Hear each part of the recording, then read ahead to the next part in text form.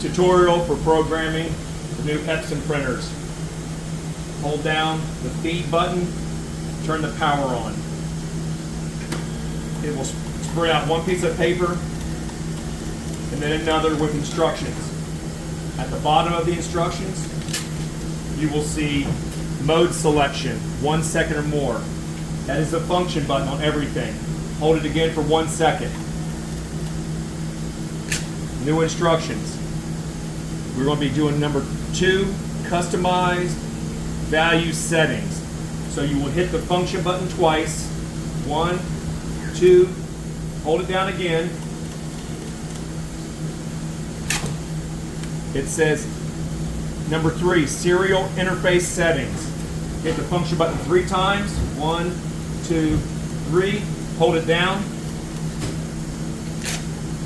It will say parity. Number 2. Hit it twice. 1, 2.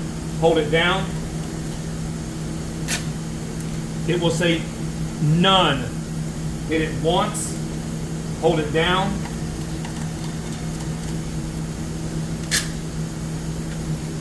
It'll say print.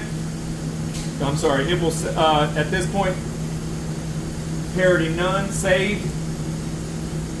We will hit exit, which is 0. Hold it down. Do not hit it. And you want to hit exit 0. So do not hit any. Just hit it. Hold it down. It will tell you. It'll print out 2 pieces of paper. At that point, you're done. Power off the printer. Power it back on. It's ready to operate now.